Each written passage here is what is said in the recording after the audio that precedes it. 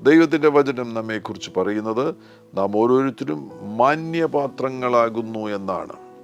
2 തിമോത്തിയോസിൻ്റെ ലേഖനം 2-ാമത്തെ അധ്യായം അതിൻ്റെ 20-ാമത്തെ വാക്യം. എന്നാൽ ഒരു വലിയ വീട്ടിൽ പൊന്നും വെള്ളിയും കൊണ്ടുള്ള സാമാനങ്ങൾ മാത്രമല്ല, മരവും മണ്ണും കൊണ്ടുള്ളവയുമുണ്ട്. ചിലത് മാന്യകാര്യത്തിനും ചിലത് ഹീനകാര്യത്തിനും ഉപയോഗിക്കുന്നു. Vessels of owner. ചിലത് മാന്യകാര്യത്തിനും ചിലത് ഹീനകാര്യത്തിനും ഉപയോഗിക്കുന്നു.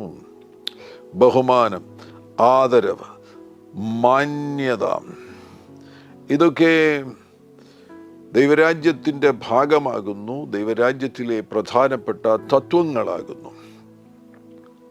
ദൈവരാജ്യത്തിൻ്റെ ഉള്ളിലെ അനുഗ്രഹങ്ങൾ അനുഭവിക്കണമെന്ന് ആഗ്രഹിക്കുന്നു എങ്കിൽ മാന്യത എന്ന തത്വം, പ്രിൻസിപ്പിൾ ജീവിതത്തിൽ നടപ്പിലാക്കുവാൻ തയ്യാറാകുക. മാന്യതയുടെ എതിർപദമാകുന്നുവല്ലോ, അല്ലെങ്കിൽ ബഹുമാനത്തിൻ്റെ, ആദരവിൻ്റെ എതിർപദമാകുന്നുവല്ലോ ലജ്ജ, ഓണർ, ഷെയിം. വേദപുസ്തകത്തിൽ 147 പ്രാവശ്യമാണ് ഓണർ എന്ന പദം വരുന്നത്. ബഹുമാനം, മാന്യത, ആദരവ് എന്ന ആ പദം 147 പ്രാവശ്യം, ഓണർ എന്ന പദം 147 പ്രാവശ്യം ബൈബിളിൽ വരുന്നതിനാൽ തീർച്ചയായിട്ടും ബൈബിൾ വളരെ ഗൗരവത്തോടുകൂടിയാണ് ബഹുമാനത്തെ കാണുന്നത്.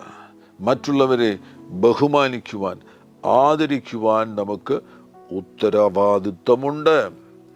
ഓണർ എന്ന പദം, ബഹുമാനം എന്ന പദം, അതിൻ്റെ ഡിക്ഷണറി മീനിങ് എടുക്കുകയാണ് എങ്കിൽ പബ്ലിക് എസ്റ്റീം എന്ന് വേണമെങ്കിൽ പരസ്യമായി ലഭിക്കുന്ന ആദരവ്, അല്ലെങ്കിൽ പരസ്യമായി ലഭിക്കുന്ന കീർത്തി എന്ന് വേണമെങ്കിലും പറയുവാൻ കഴിയും. റെപ്യൂട്ടേഷൻ എന്ന വാക്കും അവിടെ കാണുവാൻ കഴിയുന്നുണ്ട്. മെറിറ്റഡ് റെസ്പെക്റ്റ്, ബഹുമാനത്തിന് യോഗ്യമാകുന്ന കാര്യങ്ങൾ ചെയ്യുമ്പോൾ അത് മുഖാന്തരം ലഭിക്കുന്ന ബഹുമാനം. അങ്ങനെയെങ്കിൽ നിങ്ങളുടെ ജീവിതത്തിൽ ബഹുമാനത്തിന് യോഗ്യമാകുന്ന കാര്യങ്ങൾ, അതിന് അർഹത ഉള്ള കാര്യങ്ങൾ പുറപ്പെടുവിക്കുവാൻ ഉത്തരവാദിത്വമുണ്ട്.